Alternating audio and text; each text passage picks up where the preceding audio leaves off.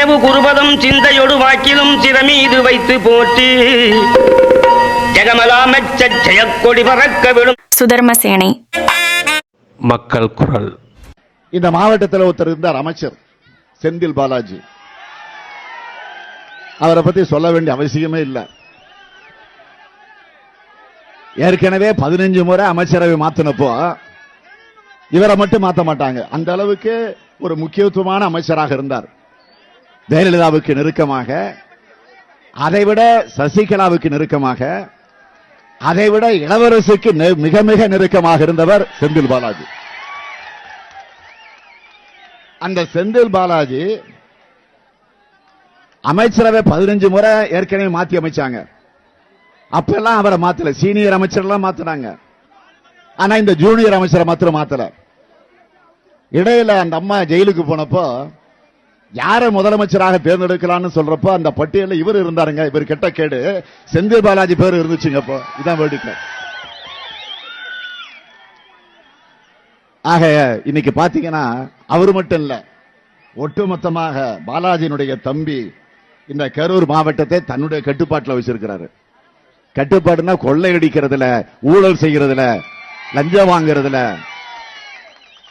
அந்த கட்டுப்பாட்டில் வச்சிருக்கிறாரு. ஆள் கடத்தல், நில அபகரிப்பு புகார்கள் எல்லாம் இன்னைக்கு நீதிமன்றத்தில் இருக்கு.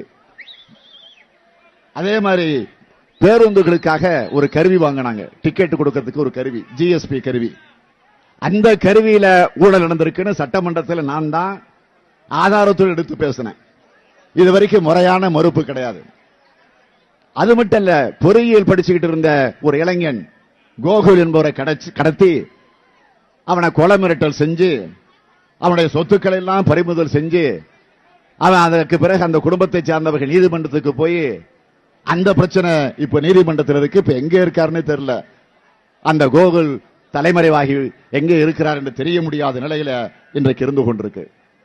அது மட்டுமா, அரசு கேபிள் டிவி நிறுவனத்துக்கு தமிழ்நாட்டிலே அதிகமாக பணம் கட்டக்கூடிய எந்த மாவட்டம் கேட்டீங்கன்னா இந்த கரூர் மாவட்டம் தான் அதிகமான அளவுக்கு பணம் கட்டிக்கிட்டு இருக்கு கேபிள் டிவியை பொறுத்த வரைக்கும். ஏனென்றால் இங்க இருக்கக்கூடிய லோக்கல் சேனல் எல்லாம் செந்தில் பாலாஜியுடைய பினாமி பெயரில் தான் இருக்கு. மிஞ்சி மிஞ்சி போனீங்கன்னா அது அடுத்ததுக்கு பாத்தீங்கன்னா தம்பிதுரையுடைய பினாமி பெயரில் தான் இருக்கு. இப்படி ஒன்றா இரண்டா எடுத்து சொல்ல அப்படின்னு பாட்டு இருக்கு. ஆக அந்த அளவிற்கு லஞ்ச லாவணியம் இன்றைக்கு கொடிகட்டி பறந்து கொண்டிருக்கக்கூடிய நிலையில தான் அமைச்சராக இருந்தாலும் சரி, எம்பியாக இருந்தாலும் சரி, அந்த பணியை அவர்கள் செஞ்சுக்கிட்டு இருக்கிறாங்க. மோசடி வழக்கில் 15 மாதங்களாக சிறையில் அடைக்கப்பட்டிருந்த திமுக முன்னாள் அமைச்சர் செந்தில் பாலாஜிக்கு இன்று சுப்ரீம் கோர்ட் ஜாமீன் வழங்கியது. எமர்ஜென்சி காலத்தில் கூட இவ்வளவு நாட்கள் சிறை வாழ்க்கை கிடையாது. அரசியல் சதி செயல்கள் 15 மாதங்கள் தொடர்ந்தன. முன்னிலும் உரம் பெற்றவராய் சிறையிலிருந்து வெளியில் வரும் செந்தில் பாலாஜியை வருக வருக என வரவேற்கிறேன். உன் தியாகம் பெரிது, உறுதி அதனினும் பெரிது என ஸ்டாலின் கூறியுள்ளார். இன்று செந்தில் பாலாஜியை தியாகி என வரவேற்கும் ஸ்டாலின், செந்தில் பாலாஜி அதிமுகவில் இருந்தபோது என்னவெல்லாம் பேசினார் தெரியுமா என அவர் பேசிய வீடியோவை இணையவாசிகள் ஷேர் செய்து வருகின்றனர். ஆமா, இன்னொருத்தர் தியாகி செந்தில் பாலாஜி. முதலமைச்சர் சொன்னார், நான் சொல்லல, அவர் சொல்றாரு தியாகி செந்தில் பாலாஜி. அவருக்கு அந்த வரவேற்புலாம் எப்படி இருந்ததுன்றதை பார்த்துருப்பீங்க. அவருடைய இந்த விடுதலை, அதன் பின்னால் உள்ள அரசியல், அவருக்கான அந்த முக்கியத்துவம், அவருக்கான அந்த தியாகி பட்டம், இது என்ன நினைக்கிறீங்க ஐயா? எனக்கு என்ன புரியலன்னா, முதலமைச்சர் என்ன சொல்றாரு, அவர் மிகப்பெரிய தியாகி, மன உறுதி உள்ளவர், ஜெயிலில் 471 நாட்கள் இருந்திருக்காரு, நெருக்கடி நிலைமையில கூட இப்படிப்பட்ட இவ்வளோ சிறையில் அனுபவிச்சாங்க இல்லான்னு. அவர் என்னமோ செக்கிழித்த செம்மல் வாவு சிதம்பரனார் மாதிரியும், ஆனா நம்ம இந்தியாவுடைய தமிழ்நாட்டுடைய ஒரு என்ன சோதனை வேதனையான விஷயம் என்னன்னு கேட்டீங்கன்னா, தியாகிகளை மறந்துடுவாங்க. இல்ல அதுதான் சொல்ல வரேன். செக்கிழித்த செம்மல் தன் சொத்தெல்லாம் வீடெல்லாம் வித்து, ஊர்ல உள்ள வீடு அங்கங்க லோகமானிய திலகர்கிட்ட கடன் வாங்கி, அவர் மூலமாக கடன் வாங்கி சுதேசி கப்பல்லாம் நடத்தி கடைசியில இவர் செக்கிழித்து உடம்புக்கு எல்லாம் அதெல்லாம் வெளியே வராரு. வெளியே வரும்போது யாருமே இவரை வரவேற்கிறதுக்கு இல்லை. அதுக்குள்ள இந்த கப்பல்லாம் வந்து இவர் கூட இருந்த ஆட்கள்லாம் வந்து மறுபடியும் வெள்ளைக்காரங்கிட்ட போய் சேர்ந்துக்கிட்டு இந்த சுதேசி கம்பெனியே அவங்க வித்துட்டாங்க. யாருக்கு? வெள்ளைக்காரனுக்கு. ஸோ கப்பலும் போயிடுச்சு, சொத்தெல்லாமும் போயிடுச்சு. இவரு சிறையில அந்தமான் சிறையில தீவாந்திர சிகிச்சை பெற்று வெளியே வராரு. வெளியே வரும்போது ஒரே ஒரு யாருமே இல்லை, ஒருத்தர் கூட நம்மளை வரவேற்க வரலையேன்னு வருத்தத்தோட சரி ரைட்டு அப்படின்னு வராரு. ஒரு ஓரமா ஒரு தொழுநோயாளி, ஒரு பிச்சைக்கார மாதிரி ஒரு ஆள் நின்றுட்டு இருந்து, வாங்க சிதம்பரம் பிள்ளை, வாங்க பிள்ளை வாழ் அப்படின்னு கூப்பிடுறாரு. கேட்ட குரலா இருக்கு, ஆனா பிச்சைக்கார மாதிரி இருக்கானே, யாரு என்ன தெரியலையா? பிள்ளைவாள் யாருன்னா சுப்பிரமணிய சிவா. இவர் கூட இதே செக்கிழுத்து இப்படி எல்லாம் சிறந்ததுக்காக பாடம் பண்ணி அவருக்கு வந்து தொழுநோய் வந்துருச்சு. அவருக்கு தொழுநோய் வந்து அதை ஒரு பாக்குறதுக்கு அந்த பிச்சைக்கார மாதிரி நம்ம அந்த ரத்த கண்ணீர் மாறாதான ஒரு அடையாளத்துக்கு சொல்றோம். அந்த மாதிரி ஒரு இதுல வராரு. இவரால் அவருக்கு அடையாளம் தெரியல. அப்ப போய் வந்து இவர் வந்து அதை மீறி, அவர் தொழுநோயாளி என்பதையும் வந்து மீறி அவரை போய் கட்டிப்பிடித்து, சிவம் என்ன தொடாதீங்க பிள்ளைவாள், எனக்கு இது வந்துரும், உங்களுக்கு வந்துரும்ன்றாரு. இதை நினைச்சு பாருங்க, ஊழல் பண்ணிட்டு 2000 பேருக்கு மேல எத்தனையோ 1000 பேர்கிட்ட வந்து உனக்கு வேலை வாங்கி தரேன்னு சொல்லி மோசடி பண்ணிட்டு, அந்த மோசடி வந்து அப்போ வந்து ரொம்ப பிரமாதமா கரூர்ல போய் இங்க ஒரு மாவட்ட அமைச்சரு அப்படின்னு சொல்லி பேசின எந்த முத்துவேல் கருணாநிதி ஸ்டாலின் இந்த அமைச்சரை வந்து அப்படி இப்படின்னு சொல்லி இவரை பத்தி கண்ணாமுன்னான்னு விமர்சனம் பண்ணி இவரை வந்து இவங்கெல்லாம் வந்து அமைச்சரா இருக்காங்க, இவங்களை சிறைக்கு அனுப்புவதுதான் திமுகவுடைய நோக்கம், ஊழல் எதிர்ப்பு தான் நம்ம நோக்கம்னு பேசி கரூர்ல போய் பேசினவரு இன்னைக்கு என்ன சொல்றாரு? அவர் பெரிய தியாகி, அவர் வந்து மன உறுதியுட்டவர்.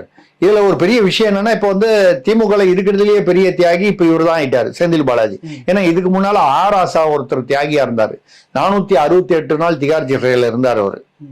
கனிமொழி அதோட கொஞ்சம் கம்மியா இருந்தாங்க, அதோட 3 நாள் சீனியர், 3 நாள் அதிகமா இருந்துட்டாரு. அதனால இப்ப வந்து மிக பெரும் தியாகின்னா ஆராசாவை வந்து தோற்கடித்து முறியடித்து சாதனையை முறியடிச்சுட்டாரு. அவரும் தேசத்துக்காக தான் போனாரு. 1,76,000 கோடின்னு என்னமோ சொன்னாங்க. அது தேசத்துக்காக அவர் வந்து திகார் சிறையில இருந்தாரு. இவரும் இதுல வந்து பாத்தீங்கன்னா, இது வந்து அந்த அந்த அந்த போக்குவரத்து துறையில அவர் வந்து ஊழல் செய்தார், மோசடி செய்தார் என்று அந்த வழக்கை தொடுத்ததே இதே முத்துவேல் கருணாநிதி ஸ்டாலின் வந்து அப்போ அதாவது எதிர்கட்சி தலைவராக இல்ல வந்து எதிர்கட்சியில் வந்து மூத்த தலைவராக இருந்த திமுக தான் வந்து கேஸை போட்டுடுச்சு. இப்ப அதே கேஸ்ல தான் இவர் வந்து உள்ள போயிட்டு வெளியில வராரு.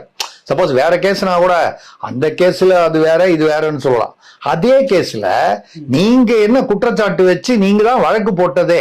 அதாவது மோசமா வந்து ஒரு ஆளை வந்து சில பேரை பத்தி மோசமா சொல்லணும்னா, நான் வந்து அது எந்த தொழில இருக்கிறவங்களை வந்து அப்படி சொல்லுவாங்கன்றத பத்தி நான் சொல்ல விரும்பல. எதுக்காக சொல்றேன்னா, அவன் ரொம்ப மோசமானவன்பா, அவன் காட்டியும் கொடுப்பான் கூட்டியும் கொடுப்பான்னாங்க. காட்டி கொடுப்பான், ஆனா அவனே பக்கத்துல இருந்து கூட்டி கொடுப்பான். அப்படின்னா என்னன்னு புரியும் உங்களுக்கு, விளக்கம் தேவையில்லை அதுக்கு. இப்போ இவங்க செஞ்சிருக்கிறது என்ன? திமுக தலைமை செய்திருப்பது என்ன செய்திருக்காங்க? அன்னைக்கு கரூர்ல நின்று ஆஹா அதிமுக அமைச்சர் வந்து எவ்வளவு பெரிய ஊழல் பண்ணிருக்காரு, மோசடி நீங்க பேசுனது வேற ஏதோ ஒரு ஊழல் இல்லை. இதே போக்குவரத்து அதே வழக்கு தான். வழக்கு போட்டது யார்? போட்டது நீங்க. செந்தில் பாலாஜி வெளியே வந்து பேசுறாரு, அரசியல் காழ்ப்புணர்ச்சி காரணமாக நான் வந்து சிறையில் அனுபவித்தேன். அரசியல் யாருக்கு காழ்ப்புணர்ச்சி? முத்துவேல் கருணாநிதி ஸ்டாலின் என்ற தலைவரை கொண்ட திமுக வந்து உன் மீது கொண்ட அந்த காழ்ப்புணர்ச்சினாலதானே வந்து வழக்கு போட்டாங்க. அந்த வழக்குல உள்ள இருந்துட்டு வந்துட்டு அவரு அது வந்த வெளியில வந்து செட்டில் பண்ணிட்டு எல்லாத்தையும் வித்ட்ரா பண்ணிட்டு முடிஞ்சு போச்சு எல்லாமே. எது அந்த வழக்கு இல்லைங்க, அந்த வழக்கு வந்து வெளியில வந்துட்டு நீங்க வந்து அதுக்குதான் வந்து திமுக வந்து 2021 ஆட்சிக்கு வந்த போதே சார்ஜ் ஷீட் ஃபைல் பண்ணும்போது புத்திசாலித்தனமா ஒண்ணு பண்ணாங்க. வழக்கமா அவங்கதான் சர்க்காரியா அதான் விஞ்ஞான பூர்வமா பண்ணுவாங்கல்ல. நீங்க நார்மலா வந்து 2000 பேர் அக்யூஸ்டா போட்டாங்க. அதாவது அதுல ஏஇ ஜேஇ அந்த இதவங்களா அந்த conductor, driver, tradesman, junior tradesman, இப்படி பல பதவிகளுக்காக ஒரு இதுக்கும் 10 லட்சம் 15 லட்சம் 20 லட்சம் 5 லட்சம்னு அந்த பொசிஷன் பதவி தகுந்த மாதிரி வாங்கியிருக்காங்க. இதுல 800 பேரு, இதுல கொஞ்சம் பெரிய பதவியா இருந்தா 100 பேரு, இப்படி எல்லாம் வாங்கினது. அதை பாத்தீங்கன்னா பல கோடிகள். இதுல வாங்கினதா புருவானதா வந்தது வந்து 1.25 கோடி தான். அந்த அந்த வழக்கு போட்டது. அது எப்பவுமே வழக்குல என்ன பண்ணுவாங்க, பெரிய அளவுக்கு 930 கோடி ரூபாய் வந்து பரிமாற்றம் நடந்திருப்பதாக சொல்கிறார்கள். இடி, இது நான் சொல்லல, இடி சொல்லுது. ஆனா அவங்க வந்து எடுத்து உதாரணமா, அது எப்பவுமே போலீஸ்ல கூட பாத்தீங்கன்னா ஒருத்தர் பேர்ல 10 வழக்கு 10 குற்றச்சாட்டு வருதுன்னா அதுல இருக்கிறதுல எது ஸ்ட்ராங்கா எவிடன்ஸ் இருக்கோ அதை ஒண்ணு மட்டும் எடுத்து போடுவாங்க. ஏன்னா எல்லாத்தையும் எடுத்து போட்டா காம்ப்ளிகேட் ஆகி ஒண்ணுமே நடக்காம போயிடும். இது பொதுவான காவல்துறை குற்ற அதாவது வழக்குடைய அது மரபு. அந்த வகையில 2000 பேர் அக்யூஸ்டா போட்டிருக்காங்க. நினைச்சு பாருங்க, ஒரு கோர்ட்ல விசாரணை, ஒரு மேஜிஸ்ட்ரேட், இந்த பக்கம் ஒரு வக்கீல், அந்த பக்கம் ஒரு வக்கீல் நிக்கிறாங்க, ரைட் வழக்கமா வந்து 2000 பேர் வந்து நீங்க இந்த குற்ற வழக்குகள்ல பாத்தீங்கன்னா பல வழக்குகள்ல வந்து 2000 பேரும் வந்து அப்பியர் ஆகணும். 4 பேர் இருந்தாலும் அப்பியர் ஆகணும், 8 பேர் இருந்தாலும் அப்பியர் ஆகணும். யாராவது ஒருத்தர் வரலன்னா கூட அட்ஜென்ட்மெண்ட் கேட்பாங்க. 2000 பேருங்க. 2000 பேர் வந்து அந்த கோர்ட் ரூம் முதல்ல கொள்ளுமா? அது அவ்வளவு பெரிய கோர்ட் எங்க நடத்தக்கூடாதுன்றதுக்குன்னு எந்த கோர்ட்ல நீங்க ஃபுட்பால் கோர்ட்ல நடத்தினா கூட நடத்த முடியாது இந்த வழக்கு. நீங்க எங்க இந்த கோர்ட்ல எங்க நீங்க வந்து ஹைகோர்ட்லயோ இல்ல மேஜிஸ்ட்ரேட் கோர்ட்லயோ எங்க நடத்துவீங்க? ஃபுட்பால் கோர்ட்ல நடத்தினா கூட 2000 பேர் வச்சுக்கிட்டு நீங்க வழக்கு நடத்த முடியாது. 2000 பேர் நீங்க விசாரணை, குறுக்கு விசாரணை, இதுல இவ்வளவு இருக்கு. அப்ப இது 2000 பேர் உள்ள சேர்த்தது எதுக்கா? 2000 பேர் யாருன்னு கேட்டீங்கன்னா லஞ்சம் கொடுத்தவன். எதுக்காக லஞ்சம் கொடுத்தவன போடுறீங்க? லஞ்சம் வாங்கின வந்து செந்தில் பாலாஜியை போட்டீங்க. அதுக்கப்புறம் ஒரு 4 அதிகாரி இருப்பான்னு வச்சுங்க. 4 அதிகாரி இருப்பான். இந்த 4 அதிகாரி தானே வந்து அதை வந்து பண்ணியிருப்பான். அப்படி இருக்கும்போது நீங்க வந்து எதுக்காக வந்து, அதுவும் செந்தில் பாலாஜி எப்படி பண்ணியிருக்காரு, அவருக்கு கீழே அந்த அவருடைய வீட்டில் இருந்துகிட்டு ஒரு ஃபினான்சியல் கண்ட்ரோலர், அதாவது ஒரு மத்திய அளவில் உள்ள ஒரு நடு அளவில் உள்ள அதிகாரி, உயர் அதிகாரி இல்லை. அப்போ வந்து டிரான்ஸ்போர்ட்ல வந்து இவர் இருந்தாரு, ராஜேஷ் லக்கானி ஐஏஎஸ்ன்னு அவர் தான் இருந்தார்னு நினைக்கிறேன், டிரான்ஸ்போர்ட் கமிஷனரா இருந்தாரு. அவருக்கு கீழே அதுல வரும்போது ஒரு 4 பதவி கீழே உள்ள ஒரு பினான்சியல் கண்ட்ரோலர் காசின்னு ஒருத்தர், அவர் இவர் வீட்டில் உட்கார்ந்துக்கிட்டு, செந்தில் பாலாஜி வீட்டில் உட்கார்ந்துக்கிட்டு, இந்த டிரான்ஸ்ஃபார்மர் கேஸ் அடுத்தது வரப்போகுது செந்தில் பாலாஜி பேர்ல. இது ஏதோ முடிஞ்சிருச்சு, இப்போ வரவேற்பு கொடுத்துட்டோம், பெருசா புழல் வந்து நெடுஞ்சாலையை வந்து நாங்க அப்படியே ஸ்தம்பிக்க வச்சுட்டோம் அப்படிங்கிறது பெருமை இல்லை. அடுத்தது இப்போ டிரான்ஸ்ஃபார்மர் கேஸ், அந்த நம்ம கூட பேசியிருக்கோம் நிறைய, 26 கான்ட்ராக்டர் வந்து ஒரே அமௌண்ட் 13,72,930 ஒரு டிரான்ஸ்ஃபார்மர் காஸ்ட் வந்து கோட் பண்ணி இந்த மாதிரி பல விஷயங்கள் நடந்துட்டு இருக்கு. அதெல்லாம் வெளியே வரப்போகுது. எதுக்காக சொல்றேன்னால், இன்னமும் இவர் வந்து செயற்கரிய செயல் செய்ததாக வந்து அப்படிப்பட்ட ஒரு ஊழலை இல்ல. இவங்க என்ன சொல்றாங்க, குற்றம் சாட்டப்பட்டிருக்கிறார், நிரூபணமாகல, நீங்க எப்படி குற்றவாளின்னு சொல்ல முடியும்? அவரை எப்படி நீங்க அப்படி கொச்சப்படுத்துறீங்க? நாங்க வரவேற்பு இல்லைங்க. இதுல வந்து நீங்க அது வந்து எல்லா கட்சியிலயும் பண்றாங்க. இப்ப கெஜ்ரிவால் வெளியே வந்த போது கூட ஏதோ ஒரு வந்து இதே மாதிரி அந்தமான் சிறையில இருந்து வெளியில வந்த மாதிரி பண்ணாங்க. அது நமக்கு என்னன்னா, அதே உச்ச நீதிமன்றம் பல சமயங்கள்ல நம்மளால வந்து நீதிமன்றங்களை புரிந்து கொள்ள முடியவில்லை. நம்ம வந்து நீதிமன்றத்தின் பேர் உள்ள நம்பிக்கை நமக்கு வந்து அது வந்து இருக்கட்டும். ஆனா வந்து நம்பிக்கைகள் வந்து எப்பவுமே வந்து ஒப்பிட்டு பார்ப்பது வந்து மனித இயல்பு. இதே கெஜ்ரிவால் இதே குற்றம் சாட்டப்பட்டவர் தான். அவர் வெளியே வரும்போது, இத்தனைக்கும் முதல்வர் அவர் வரும்போது என்ன சொல்லிச்சு உச்ச நீதிமன்றம்? நீ ஆபீஸுக்கே போகக்கூடாது, செக்ரட்டேரியட்டுக்கே போகக்கூடாது, எந்த கோப்புலையும் கையெழுத்து போடக்கூடாது, எந்த கோப்பு விவரத்தையும் யாருக்கிட்டையும் பேசக்கூடாது, ஆலோசிக்க கூடாது, விவரங்கள் அதே மாதிரி இந்த வழக்கு விவரங்களை வெளியே பேசக்கூடாது, இப்பெல்லாம் சொல்லிச்சு இல்ல. இவருக்கு என்ன கண்டிஷன்? 25 லட்சம் ரூபாய் 2 பேர் பெயில் போடணும். ரொம்ப சாதாரண விஷயம். இவருக்கு இவ்வளோ 350 கோடி ரூபாய்க்கு கரூர் வீடு கட்டுறாருன்னு சொல்றாங்க, கட்டிட்டு இருந்தாருன்னு சொல்றாங்க. 25 லட்சம் ரூபாய்க்கு 2 பேர், அது கூட 25 லட்சம் ரூபாய் பணம் கட்ட வேண்டியதில்லை, 25 ரூபாய் ஒருத்தர் இருக்கக்கூடிய இருக்குது. அது டாக்குமெண்ட் காப்பியை ஒரிஜினலை காமிச்சிட்டு காப்பியை ஃபைல் பண்ணிட்டு சொத்து மதிப்பு இருக்குன்னு சொல்லி 2 பேர் பிணை போடணும். வாரத்துக்கு 2 நாள் ஈடி போய் கையெழுத்து போடணும். போட்டு போறாங்க. இது வந்து ஒரு பெரிய ஒரு நிபந்தனையே இல்லை. அதாவது நீங்க வந்து அவர் வந்து அப்போ வந்து என்ன சொல்லிச்சு, இதே உச்ச நீதிமன்றம் தான். அது உச்ச நீதிமன்றம் பேசுவதில் உள்ள சில முரண்பாடுகள் தான் நமக்கு நெருடுது. இவர் ஒரு மோசமான ஆள், இவரை பிடித்து ஏன் சிறையில் வைக்கவில்லை என்று கேட்டவர் ஸ்டாலின். இவ்வளவு முரணாக நாம் பேசுகிறோமே, எல்லாமே பதிவில் இருக்கிறதே, நம்மை பார்த்து துப்ப மாட்டார்களா என்று கொஞ்சம் கூட ஒரு வெட்கம் இருக்காதா என்று கேட்கிறேன். ஒரு முதலமைச்சர் இவர் பெரிய தியாகி என்கிறார். என்ன தியாகம் செய்துவிட்டு வந்தார் அவர்?